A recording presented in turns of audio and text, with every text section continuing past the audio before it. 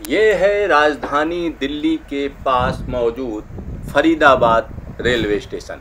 फरीदाबाद हरियाणा में पड़ता है और यहाँ पर बारिश हो रही है जिस वक्त ये ट्रेन यहाँ पहुँची। ये ट्रेन खास है, ये ट्रेन ऑक्सीजन एक्सप्रेस है और इसमें 105.81 metric ton liquid medical oxygen लदी हुई है और ये उड़ीसा के अंगुल से आ रही है और इसमें 6 टैंकर हैं।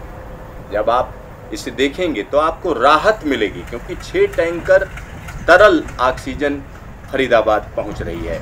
ये देखिए, बारिश हो रही है, मौसम बदला हुआ है और रेलवे पूरी कोशिश कर रही है कि देश में जिस तरीके का मौसम बन गया है, कोरोना के खिलाफ पूरी लड़ाई में उसने अपनी ताकत झोंक दी है। यहाँ देखिए किस तरीके से टैंकर्स को लाया गया है और ये roll on roll of service है। देखिए टैंकर्स को कैसे बांधा गया है, मजबूत रस्सों से बांधा गया है जिससे जब स्पीड में गाड़ी चल रही हो तो कोई दुर्घटना ना हो।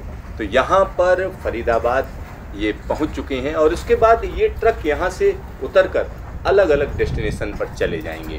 तो ये कोशिश रेलवे की है कि कहीं पर भी ऑक्सीजन की कमी ना रहे और ऑक्सीजन एक्सप्रेस को चलाने का सिलसिला चल रहा है। 100 से ज़्यादा ऑक्सीजन एक्सप्रेस चल चुकी हैं और आने वाले दिनों में और ज़्यादा ऑक्सीजन एक्सप्रेस चलाने का इरादा है। और इस समय की अगर हम बात करें तो टोटल दिल्ली, फरीदाबाद और गुड़गांव की अगर हम बात करते हैं तो 3817 मीट्रिक टन ऑक्सीजन आ चुकी है। यानी रेलवे जो लेके आई, हम उसकी बात कर रहे हैं। तो 3817 मीट्रिक टन तरल ऑक्सीजन जो मेडिकल पर्पज़ के लिए हो उसको लाया गया है। 207 टैंकर्स को यहाँ पर पहुँचाया गया है जिससे यहाँ के अस्पतालों में किल्लत ना रहे।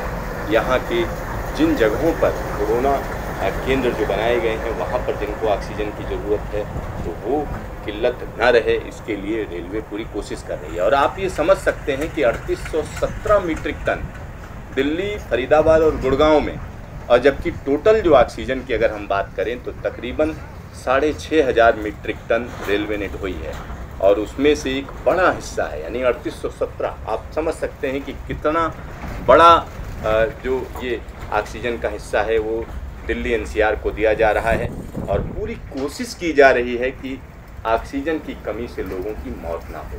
क्योंकि जितने भी कोरोना पेशेंट होते हैं जब उनकी हालत गंभीर हो जाती है तो उनको ऑक्सीजन देनी पड़ती है और ऑक्सीजन की अचानक मांग बढ़ने से कई अस्पताल बेबस हो गए हैं, उनको समझ में नहीं आ रहा क्या करें।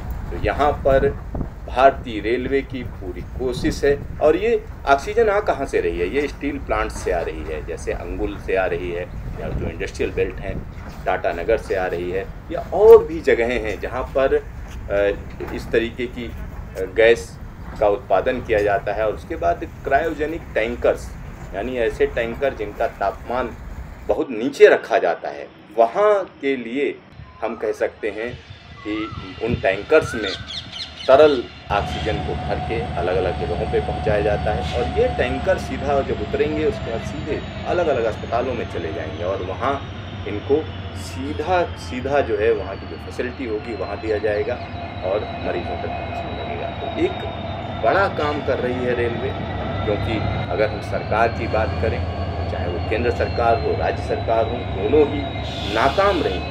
कोरोना की जो दूसरी लहर है उसको समझने में नाकाम रही हैं और जिसकी वजह से इतने ढेर सारे लोगों की मौत हो रही है।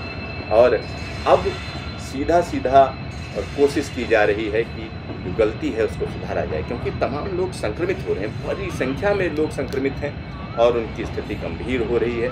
तो ऐसे में उनकी जान बचाने के लिए ये टैंकर बहुत ज़रूरी है और ये टैंकर्स जहाँ पहुँचते हैं वहाँ कहीं ना कहीं उम्मीद बन जाती है। तो देश के अलग अलग राज्यों में इस तरीके के टैंकर्स भेजे जा रहे हैं जहाँ पर जो अस्पताल हैं वहाँ पर ऑक्सीजन की सप्लाई हो सके, लोगों को ऑक्सीजन मिल सके जिससे उनकी जान बचाई जा सके।